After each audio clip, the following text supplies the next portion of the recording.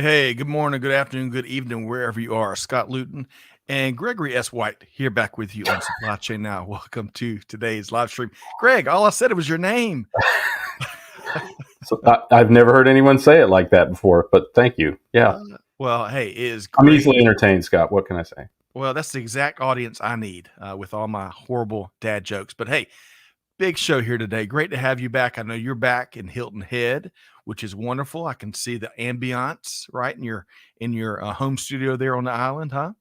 Yes, ambient. Yep, there it is, right there.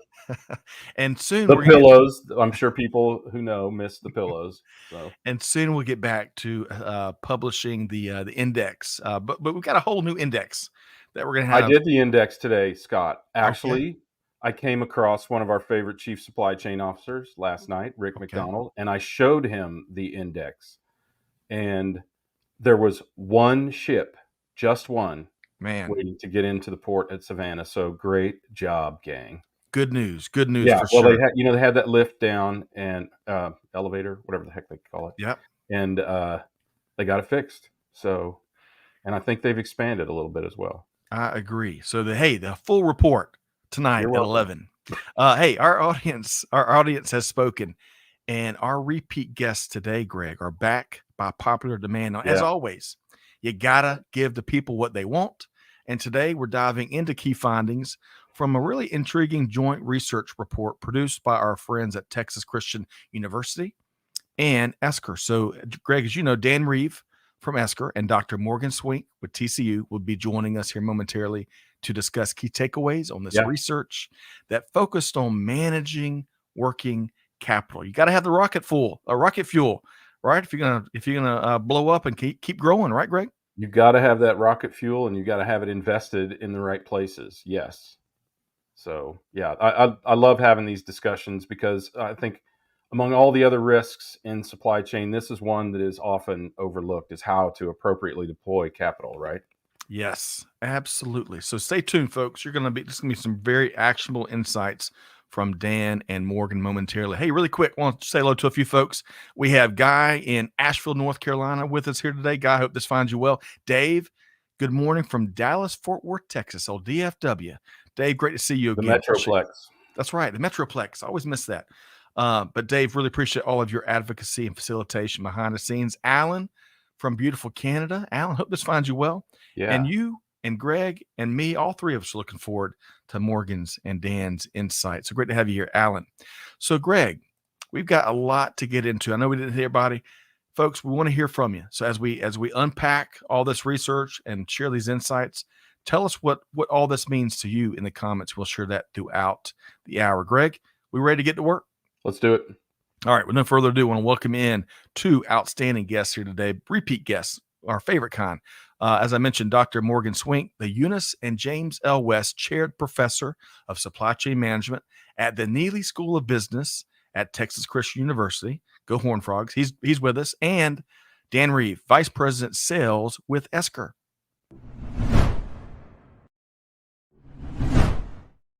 Hey, Dan, how you doing? I'm good. How are you? Great. Good to see you as always. And Morgan, back by proper demand. How are you doing? Doing great. Good to see you guys. Yeah, good to have you. You as well. Greg, we had a lot of fun with Morgan and Dan about a year ago, didn't we? Yeah, well, every time, but That's yeah. Yeah, although I have to tell you, Morgan, in the green room, just saying 10,000 professors scared me. Right? All I saw was a pile of 10,000 Fs in front of me. So the connected dots for our listeners. We have the best pre-show conversations, by the way. Morgan had visited a really big event where 10,000 professors were gathered to talk about global business and global supply chain. So we'll have to get some more details here momentarily. But before, we got a lot to get to here today, Dan and Morgan. I want to start with this a little fun warm-up question, because on this day, August 16th, back in 1995, where were you in 1995? Microsoft introduced the world to Internet Explorer. So it wasn't the first internet browser, but it was one of the most popular for a certain stretch. In fact, I was surprised to find out that in 2003, Internet Explorer was the most widely used web browser, with some estimates saying it had a 95% usage market share. So the question that we're going to start, and I want to start with Dan here today. In those earliest of internet days, I mentioned Prodigy in the green room. In those earliest of internet days, what was one of the first things you remember using the internet to do, Dan? Plagiarize for my dissertation, I think. Perfect. So just like the kids Whoops. today. No, I think what it was I was researching. I studied economic development, which is kind of a combination of geography and economics, and I was trying to choose what I focus on, India or Thailand, and I managed to find a topic, and using the internet, I managed to find some books and some prior research done on the cultural, sociological, and impact of a certain things that were happening in Thailand. Man. And I think I stumbled across the internet and discovered there's a load of books I could read or find, and a lot of the answers were already in those books. So it was my second year of university. I was starting to panic about my dissertation that was required in the third year, and I think the internet came to the rescue. Wore a cape, and you're like, hey, this is going to be around for a while. I appreciate you sharing that, Dan. Morgan, based on how we started with Dan, I'm curious to know what was one of the first things you remember about using the internet. Well, it's Morgan's about to call my university, destroy my degree. actually my answer is very similar. I finished my dissertation in 1992. So I didn't have the advantage there, but just a few years later, it was actually pretty quick, probably around 2000. All the libraries at the universities I worked at started digitizing stuff really quick. So it just made my life so much better. I remember so many hours deep in the basement of libraries, looking at microfiche and I had to borrow money to make copies of all these papers and stuff. It was just it was amazingly better, for my quality of work life, that innovation that came along. Oh, Morgan, you just took me back through my childhood. I remember those black and white copies, 25 cents a piece, and the Funkin' Wagnalls 20-year-old encyclopedias using that for papers and stuff. Greg, I can't wait to hear your answer. My very first email address, gswhite@cskauto.com. That's when I knew it was going to stick. Okay. Because up to that point, I think that was 93 or 94. Up to that point, only the executives got email addresses. Really? And if you wanted to email, like with a vendor, I had to go to my boss, who was a merchant, a merchandiser at that time, and use his email. And when I got my own email address, I thought, this is going to stick. Man, that is, I remember the same, very similar experience there, Greg.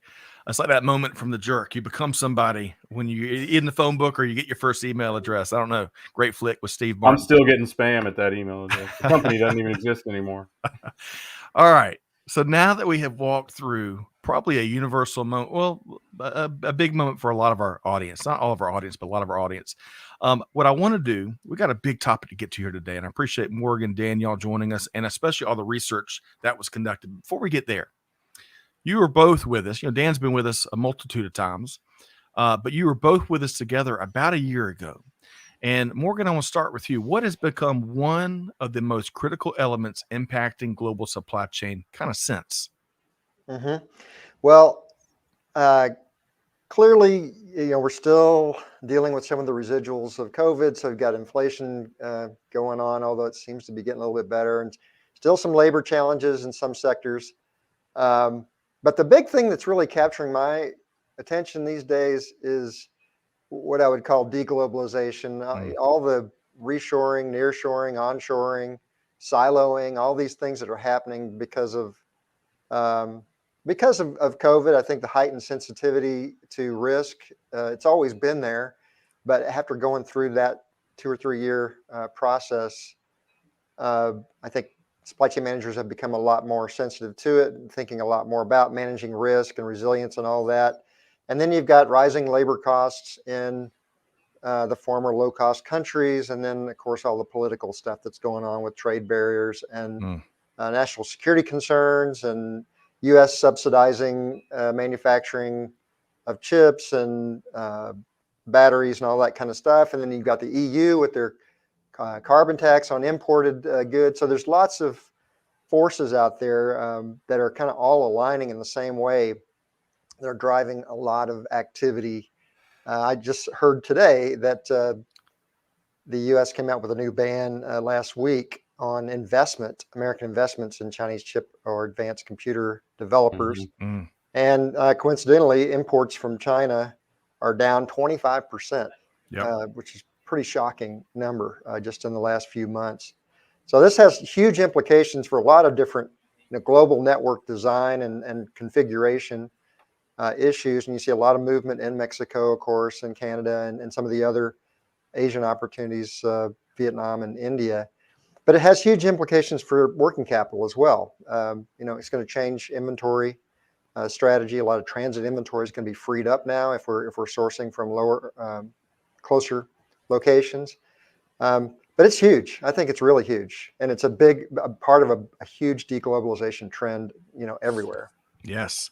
Okay, folks, y'all just got a snippet of how great this conversation is going to be. Greg, I think I just got a certification after the last 3 minutes of hearing from Morgan. Dan, we're going to get Greg weigh in a second, but Dan, what say you since y'all were both with us about a year ago?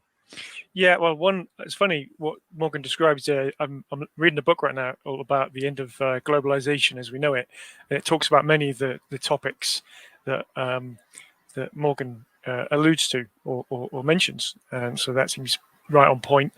And I think for us, what we see, or what are the finance leaders, the IT executives, what they share is there's still a lot of focus on having cash available just in case. Borrowing costs have gone through the roof. I've had financial directors, VPs tell me that the cost of borrowing can vary anywhere from 12 to 20%, depending on the day.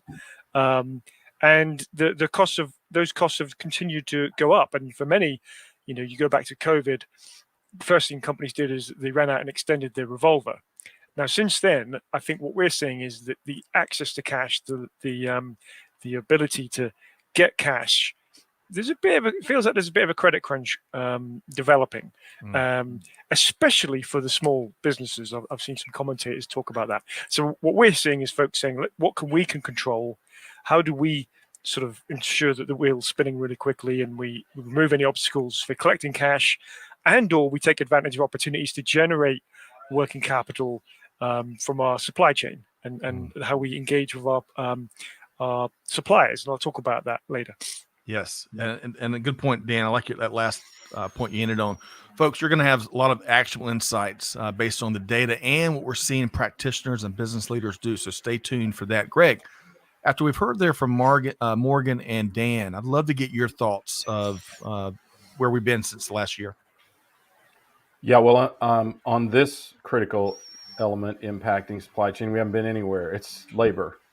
It was bad last year. It's bad this year, if not worse. Some people will never come back to working in supply chain, and now companies are struggling with trying to figure out how to get that work done. Right, the dark, dirty, dangerous, and dull jobs. I don't think we'll see people coming back to a lot of those jobs, and with automation and artificial intelligence and other technologies like that, it is really not deployable fast enough to catch up. But I mean, they'll get there, right? They will get there. Yep. But they're still struggling with which jobs can and should and must frankly still be done by a human being. All right. So great starting salvo there. Let's get into the research, a little background on the research. So Morgan, folks can actually download this. We've got a link. Folks can download this on their own and mark up their own copies, spill coffee on it, dog ear and all that good stuff. Take notes. But one of the cool parts that was included, I want to start with this global supply chain pressure index. Let me share this graphic here. I think a lot of folks are going to get a kick out of these trend lines here. So, man, how good we had it back in 1998. Now, look at this.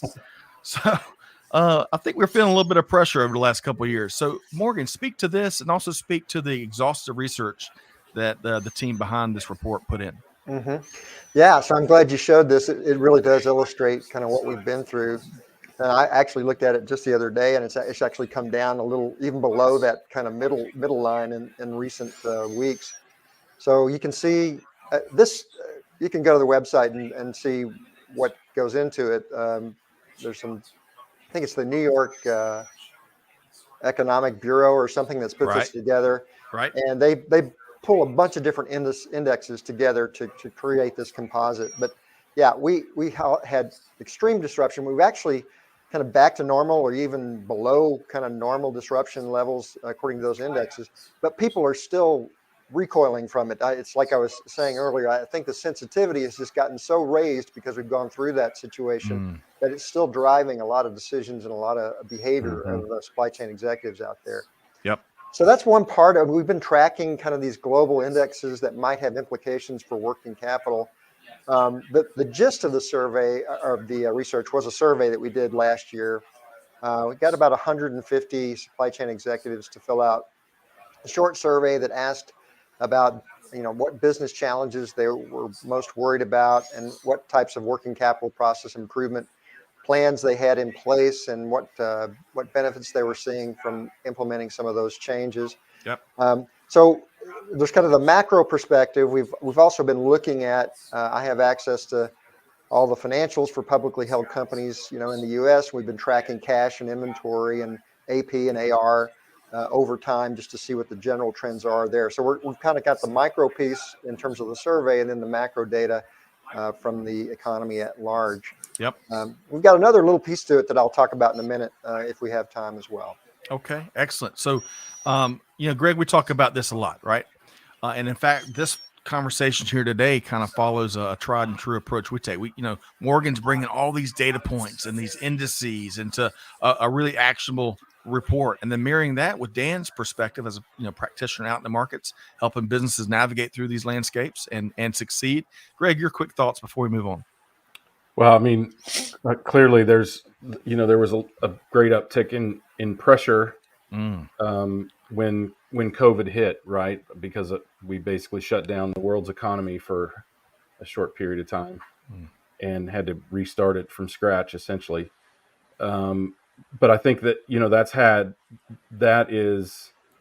I think we would call that in statistics gathering, Morgan. I think we would call that an outlier, but that doesn't mean that the ripple effects of that haven't continued to reverberate through business, and they have for years, right? We are 3 years hence the start of COVID. So it's been a substantial impact, and I'm not sure that we will see stability. We obviously are starting to see pressure come down, and I think the latest report is actually pretty encouraging, but we won't see stability because of a lot of the initiatives and some of these challenges that we just talked about.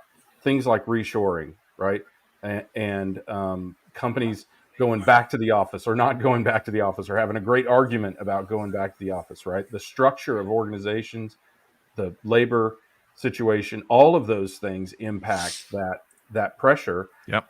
And then you add all of the impacts that can have on working capital and working capital on addressing those factors. Wow, I just made myself verklempt. You guys need to discuss. The Industrial Revolution was neither industrial nor a revolution. Okay. Oh, I love that throwback to SNL, the glory days of SNL. All right. So thank you, Morgan, for setting the table, so folks know a little bit more about the research. And again, folks, y'all can download it on your end, and we'll make sure we drop the link in the chat as well. But all right, so Morgan, I want to go here as we start to pull some of the key takeaways from you and Dan both. I want to start with what tactics are organizations currently using or planning to use, Morgan, to improve working capital? Yeah.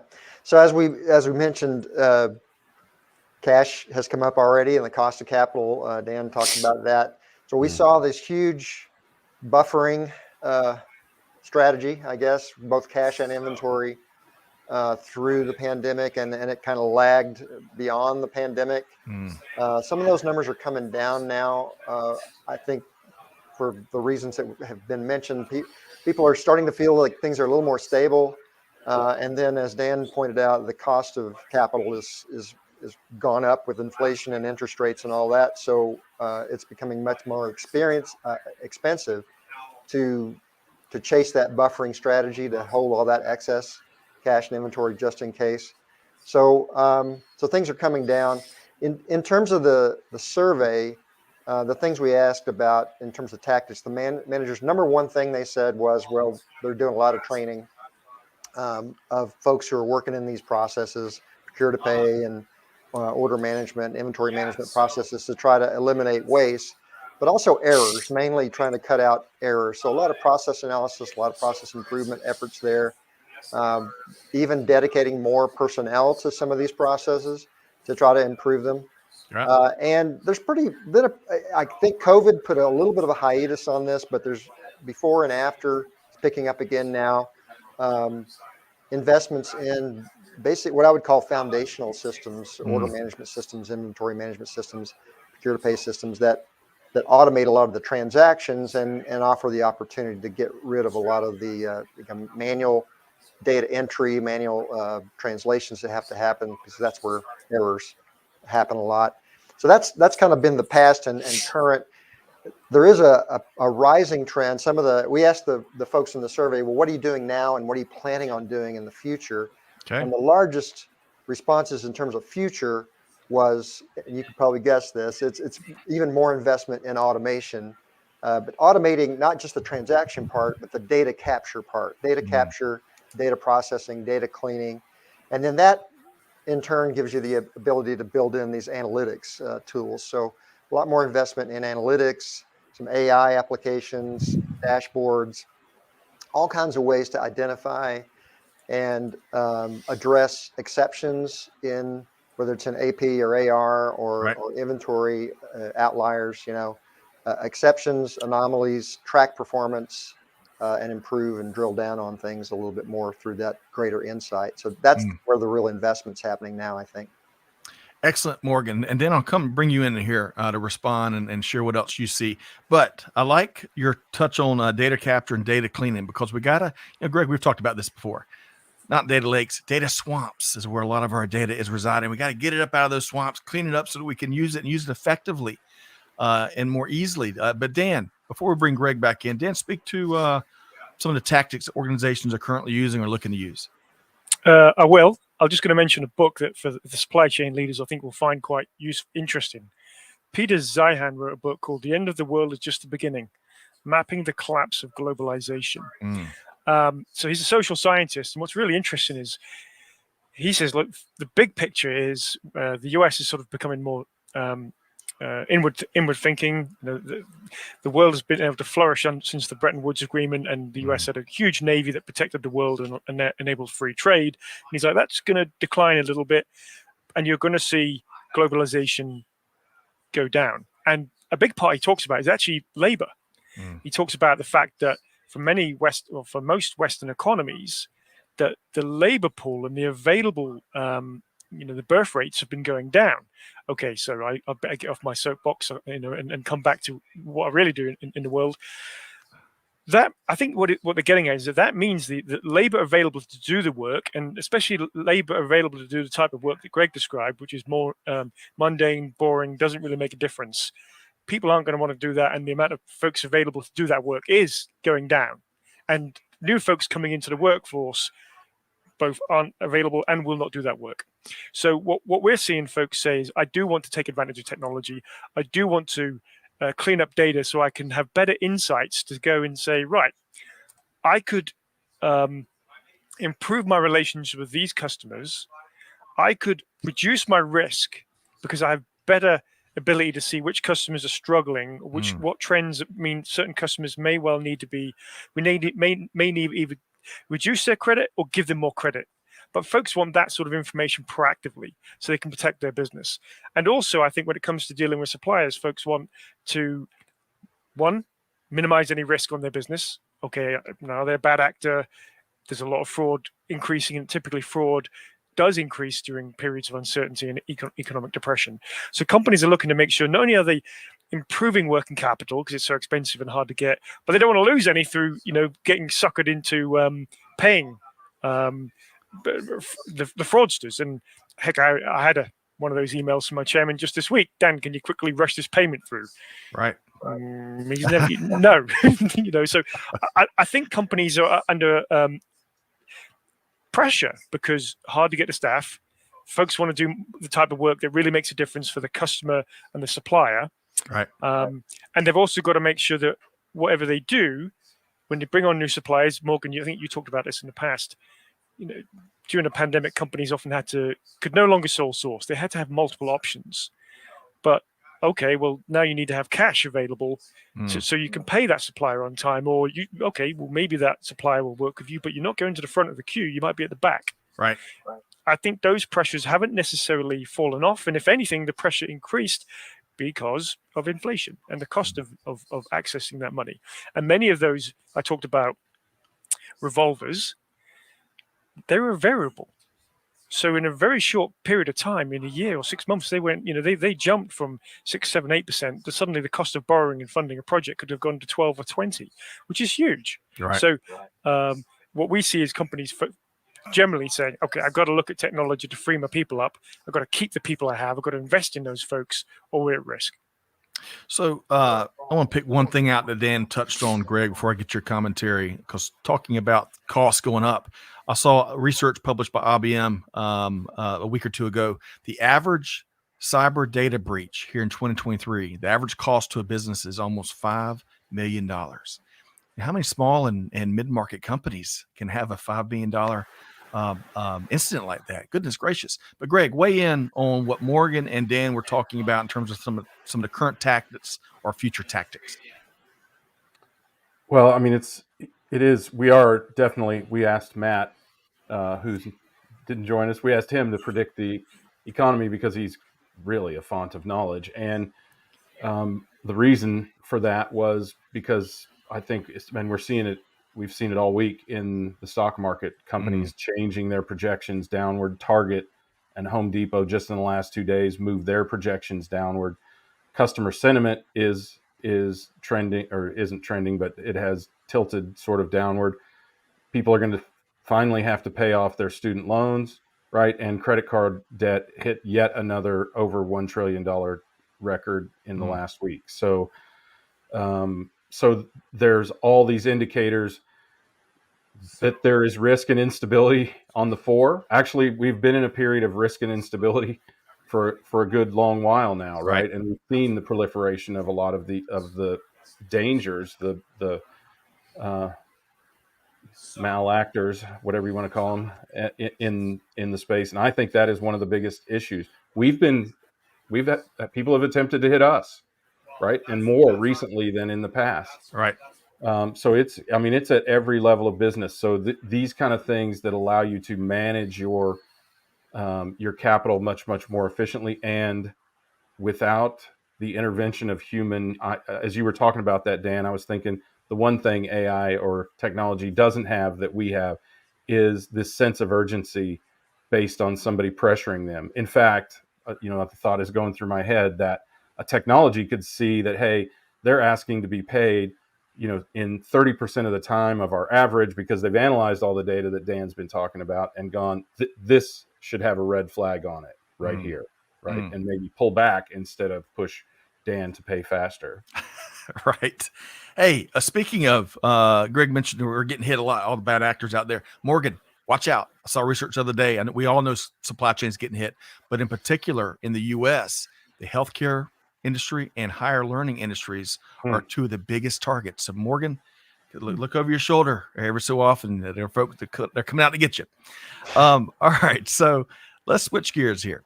Morgan, I want to talk about what outcomes companies are expecting and experiencing after improving, being able to, once they are successfully able to move the needle and improve working capital processes, what outcomes are they expecting, Morgan?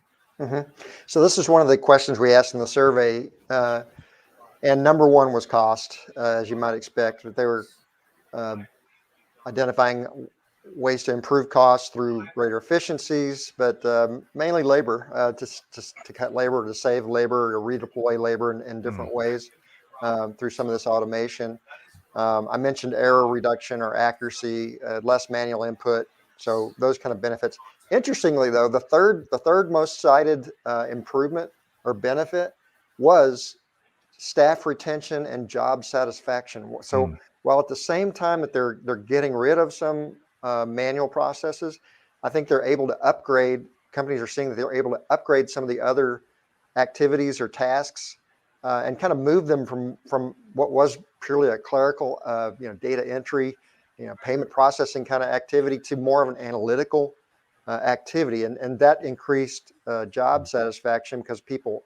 And then this is speculation on my part, but and maybe Dan can speak to this, but I think the folks who are working in these processes now feel like, there's a lot more mind work going into it, and they're actually contributing to the bottom line in clear ways by identifying these fraudulent cases or their opportunities to save money or to make money, as opposed to just, crunching through data or filling out forms or whatever their jobs were. So yeah, that's an important one. And then the fourth one was also, I think Dan kind of alluded to this, the customer supplier experience.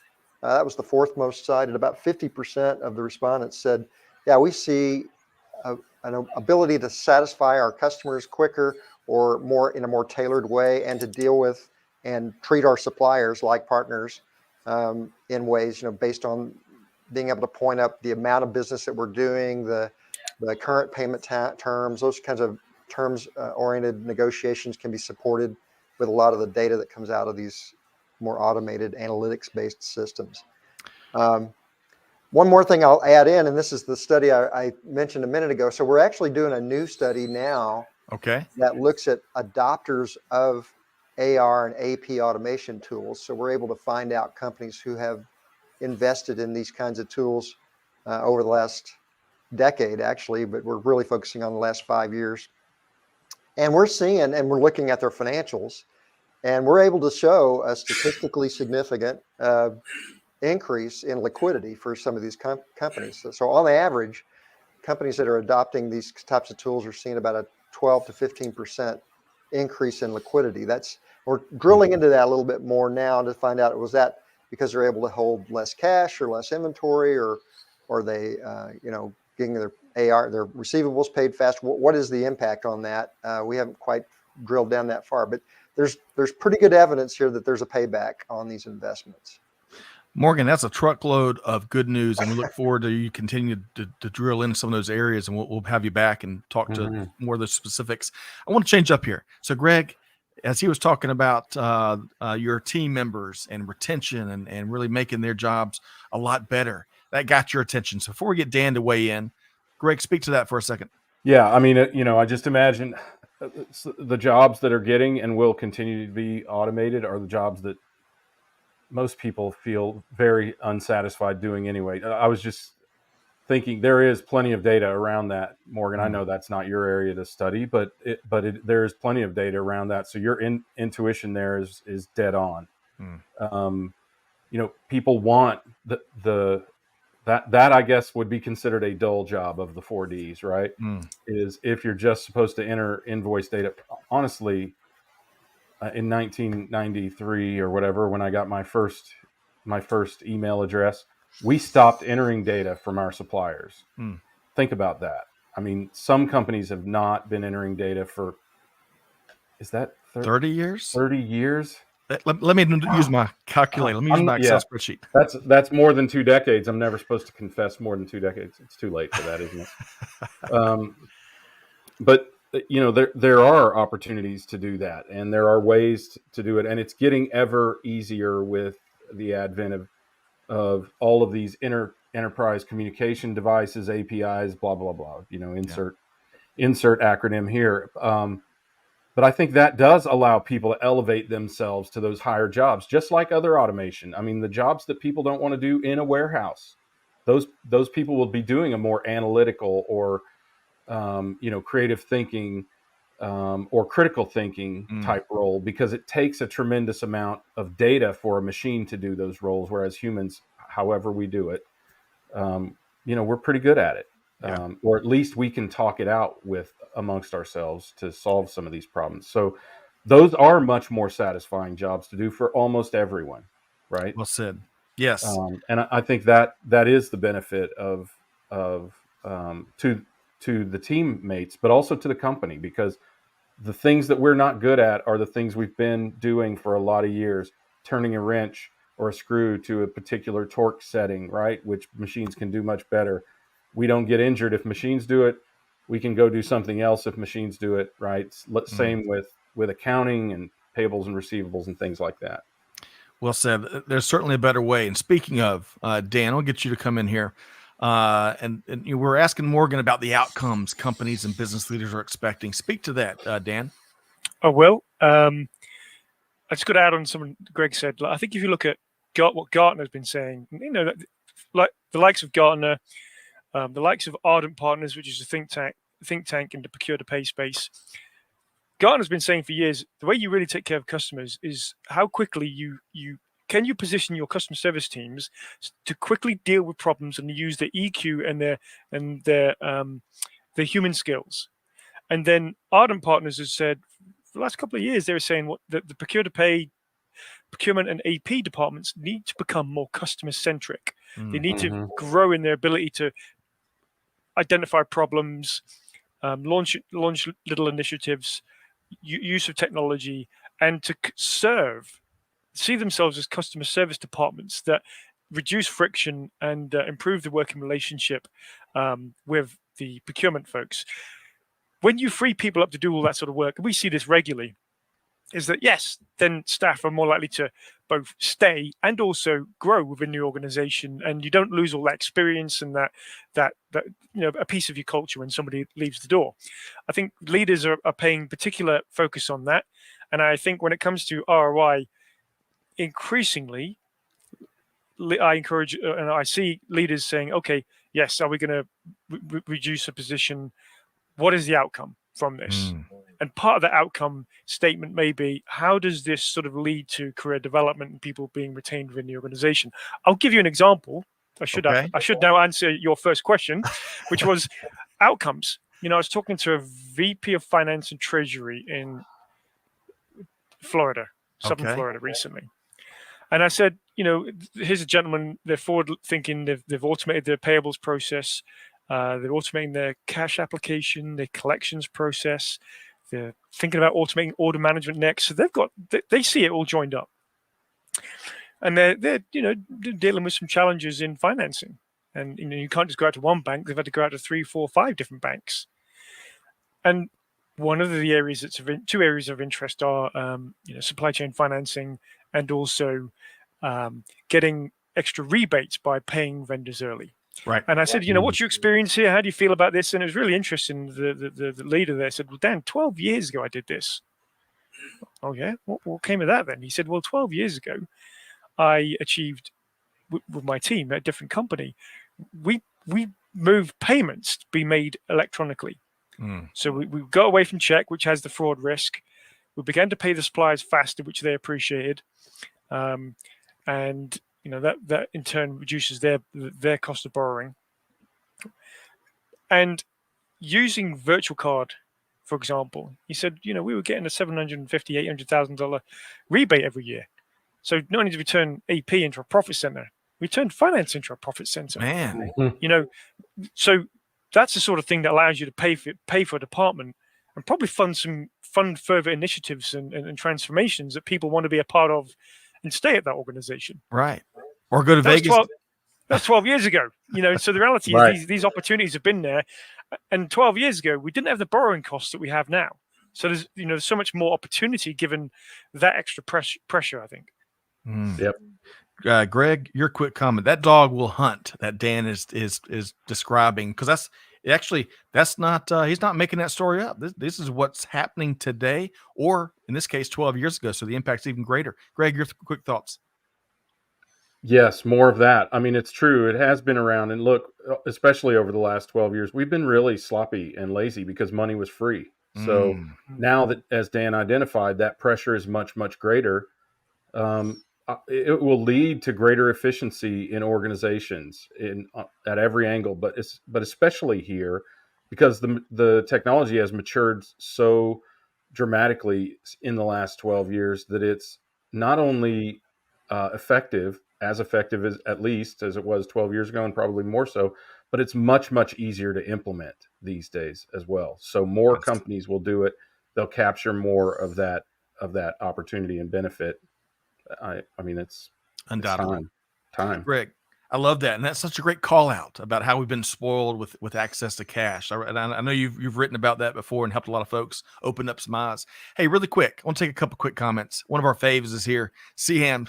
She says the '90s wants its manual input back. I'm with you. I'm with you. Let's see here, Musab. I think we're kind of speaking to some examples, and of course, we'll see if we can't work more in terms of how AI continues to impact supply chain. And then Harry says, Harry, great to see you. Managing risk is a process. Have you taken the time to understand your inherent risk, strength of your controls, and residual risk?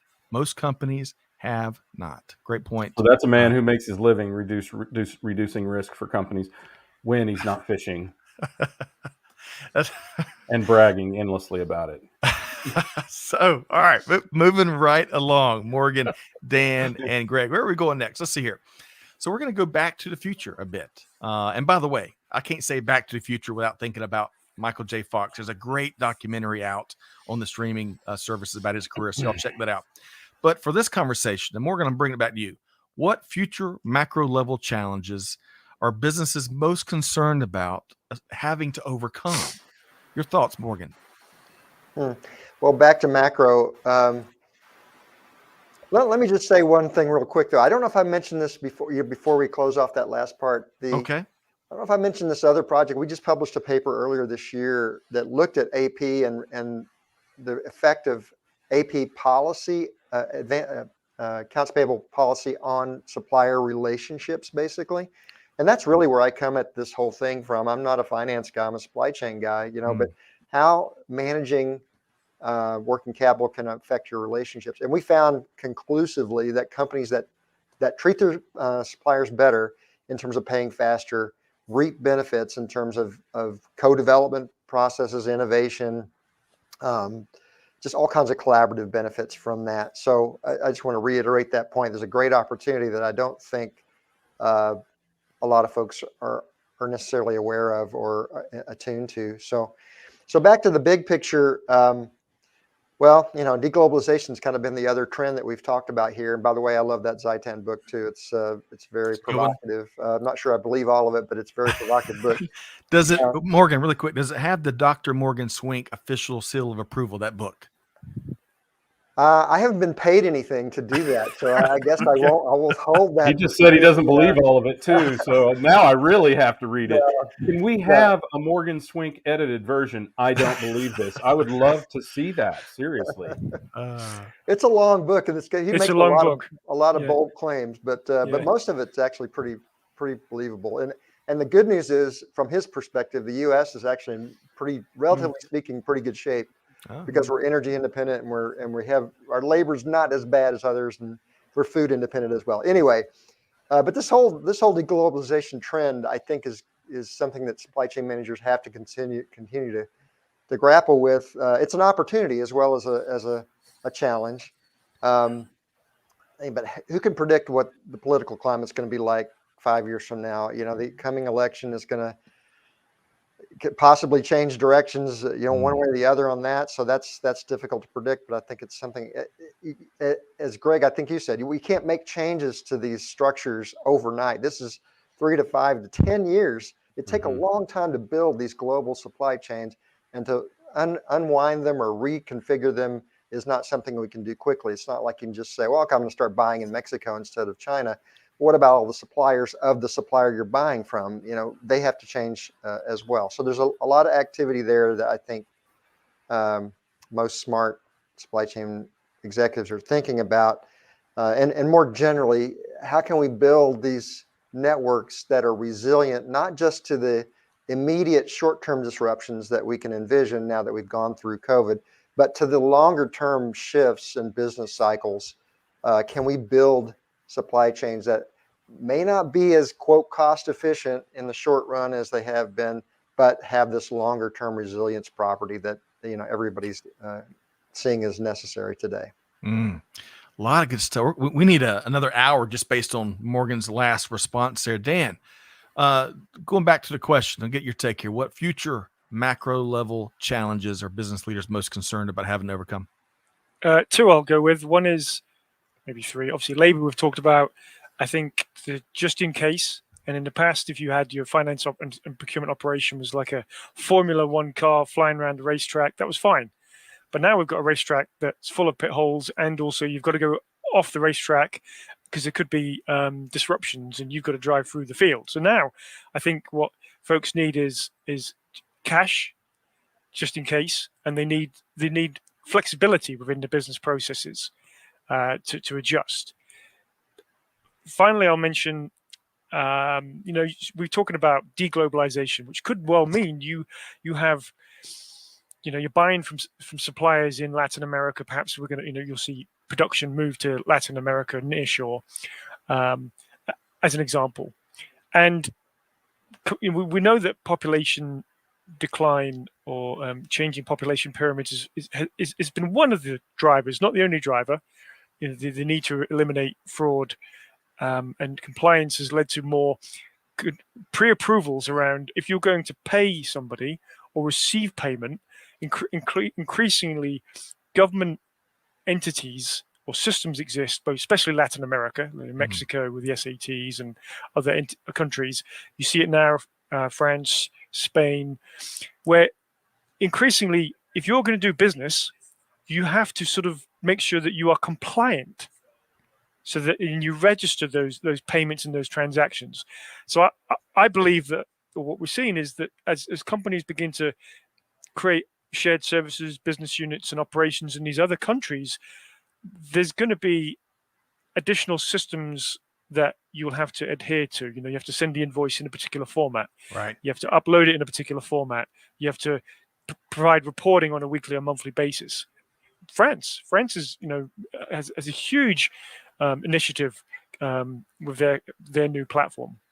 So this is going to both make it more complicated for businesses, increase the pressure to make sure they're compliant, and you're going to need smart people on your team to help you navigate through that. That's right.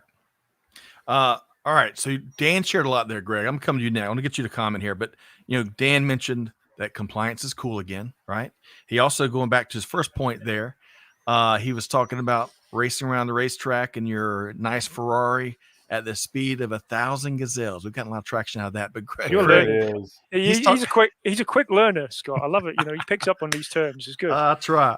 Yeah. Hey, but Greg, weigh in between what Morgan and Dan both shared there in terms of what business leaders are really worried about having to overcome as we look ahead. Your quick thoughts, Greg. Well, I love the analogy of Formula One. So imagine a Formula One car with Mickey Thompson 33s on it, right, with a little bit of a lift kit to get it through the field when it has to go off field, with paddles on able to be deployed from the tires when the track gets flooded in certain sections. And also, Dan, the track is also constantly shifting. Right. You can't go this way this time. You have to go that way this time. And so there is a lot of it's a great analogy, man. That would make a great Speed Racer cartoon. But look, sorry, back to the topic.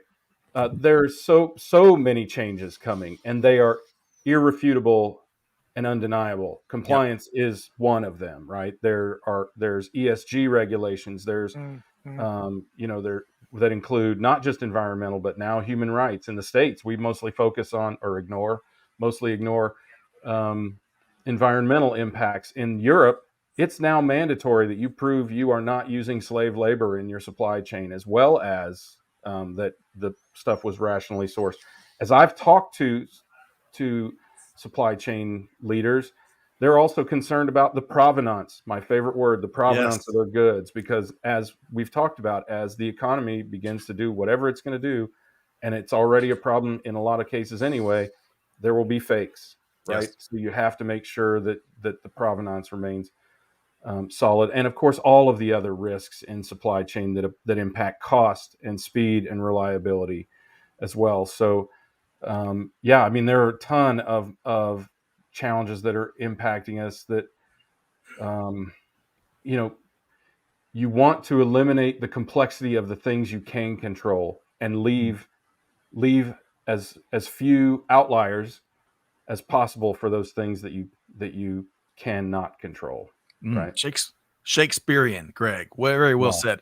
Was And it? there will, Did Shakespeare say a lot? I don't know, maybe. But there will be fakes and there will be many, many more fakes. That's a great point there. And also, Greg and Dan both spoke a lot about speed, bake speed into their answers. Folks, when you download this report, managing working capital, returning to a strategic end-to-end approach, one of the key call to actions and recommendations is go for speed. As the report points out, quote, velocity makes processes more resilient, drives down overhead, and can improve relationships with partners, end quote. And Dan touched on that in an earlier answer. So, folks, make sure you download the report and check out the other calls to action. Calls to action, call to actions, who knows? All right, so let's Good job. Thank you very much. I'll try. With the English language is my bad actor. It always torments me. Okay, so Dan, we're gonna get a moment of clarity here. I want to make sure folks understand in a nutshell what Esker does. And you've been with us a lot, but for our new listening audience, what does Esker do in a nutshell, Dan? I think when finance leaders, supply chain leaders, IT leaders engage with Esker, increasingly they're saying, I want to make sure that we're taking advantage of technology, ChatGPT, cognitive AI. We don't want to miss the bus. But what we're really trying to do is ensure that we reduce friction between how we engage with our customers, our partners, and our suppliers. And that means freeing up customer service staff to be rock stars, folks in payables, procurement to be rock stars, to make it easy to bring on suppliers, do your due diligence, to make it easy to collect payment from customers, identify any problems or short pays or unfair deductions. So it's sort of technology to reduce friction and improve working capital effectively. Well said. I tell you, all the referencing to the pressure, all the pressures out there. We should have had Greg, David Bowie, and the Queen video queued up to play in the background throughout the show here today. But Dan, how can folks connect with you? What's the easiest way to sit down and grab a cup of coffee or something perhaps a little bit stronger with Dan Reeve? Probably easiest way is email me, daniel.reeve@esker.com, or find me on LinkedIn. Outstanding. Daniel.reeve@esker.com. At Esker. You can find me through the Esker website. Not only is that easy, but I love how a lot of what you described, what Esker does, is making life easier for your teams and your business, the folks that are under tremendous pressure. Good stuff there. All right. So Morgan, really have enjoyed your perspectives here today. How can folks connect with you and all the cool things you are doing at TCU? Thanks. Yeah, it's been a real pleasure to be with you guys again today. So again, email m.swink@tcu.edu is pretty easy, I think. And then I'm also on LinkedIn. And I want to encourage you also, if I head up a center here at TCU called the Center for Supply Chain Innovation. It's all about collaborating with industry partners and supporting recruiting of our students, that kind of stuff. So if you're interested in that at all, check us out. Just go to neely.tcu.edu. That's Neely School of Business. And then look for centers, and you'll see the Center for Supply Chain Innovation. You can learn more about us, and I'd love to talk to you if you're interested in working with us. Thank you, Morgan. Really appreciate that. And I really appreciate all that you do for our current and really what we call the now generation, the folks that are entering industry and are already making that impact. So really appreciate but really all three of y'all do in that regard. Hey, really quick, we're going to get Greg's key takeaway in just a moment. But I want to make sure, folks, y'all have the opportunity. This is a free resource that will give you even more insights into what Morgan and Dan and Greg have all touched on here today. Again, that's this research report, Managing Working Capital, Returning to a Strategic End-to-End Approach. Speaking of making it easy, we've made it really easy because we've put the link in the chat. You're one click away from downloading. And hey, let us know when you those that do that, let us know what you think. Give us your take on that research.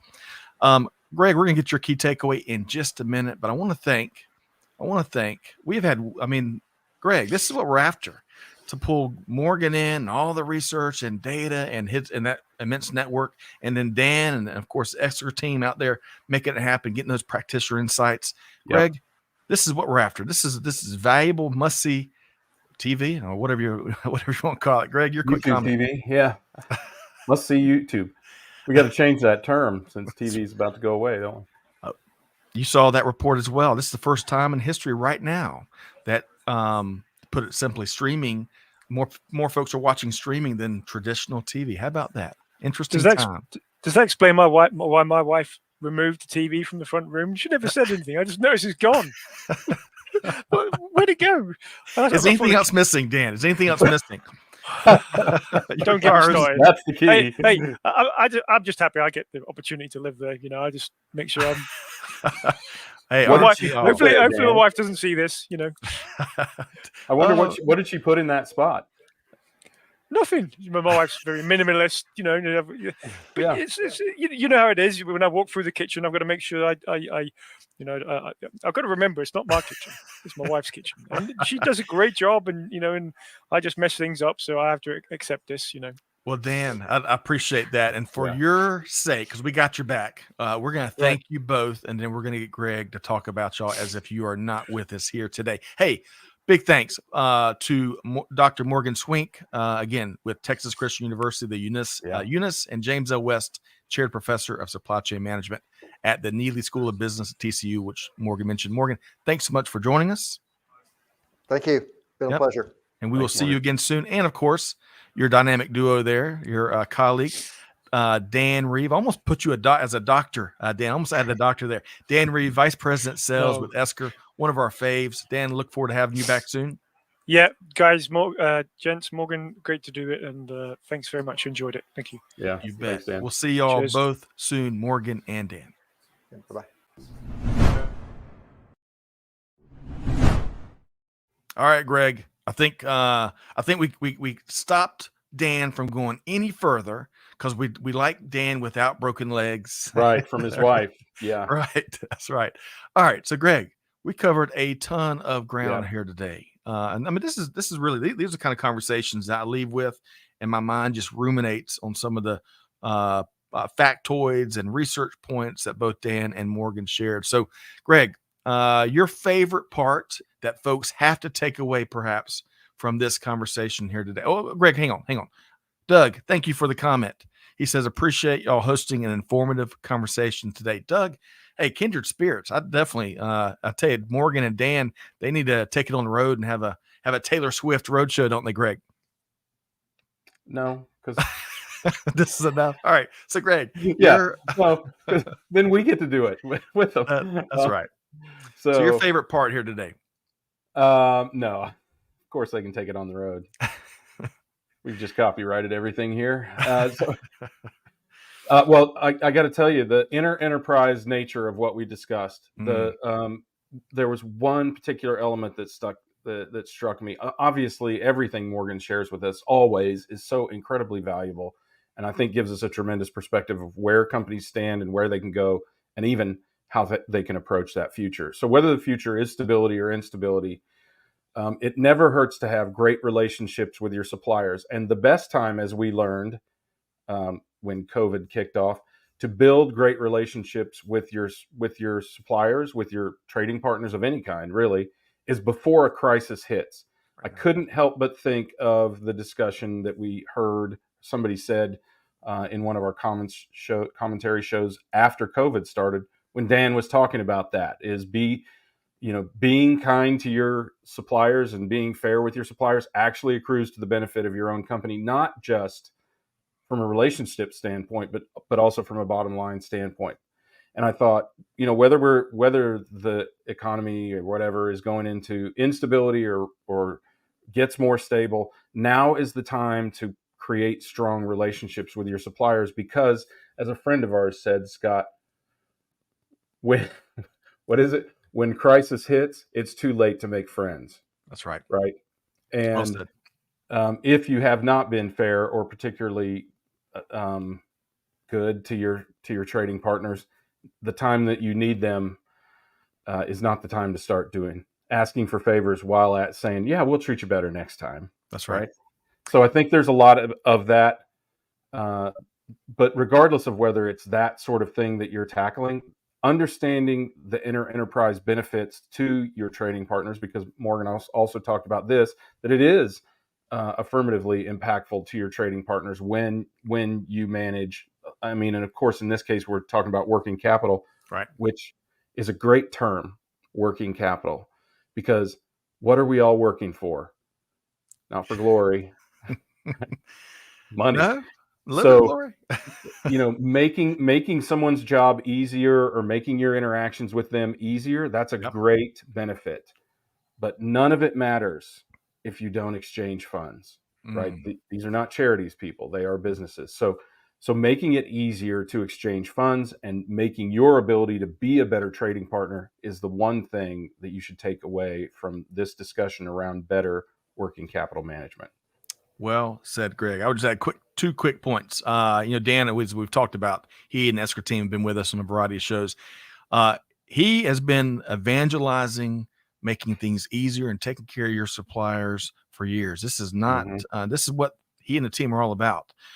So y'all connect with Dan and the Esker team, download this report. And then secondly, more broadly, going to your point, Greg, in the words of a iconic traveling band of industry analysts, Van Halen, when is the time to invest in your supplier relations? Right now. Right now. There's no better time. Great song. It is. Okay. So on behalf of everybody, I know we couldn't get everybody's comments and questions in. I really appreciate all the audience joining us. Big thanks, of course, to everyone behind the scenes. Hey, big thanks, Matt, Catherine, Amanda, the whole team helping with production and facilitation. Big thanks to our guests, Dan and Morgan. Greg, always a pleasure to knock these out with you. And whatever you do, folks, whatever you do, there's lots of actionable insights on what was shared over the last hour. But now the onus passes from us to you to take action. Do something about it. Deeds, not words. Take something we shared here today, put it in action. Help take that pressure off your teams and your suppliers, your customers, you name it. But whatever you do, Scott Luton challenging you, do good, give forward, be the change that's needed. And we'll see you next time right back here at Supply Chain Now. Thanks, everybody.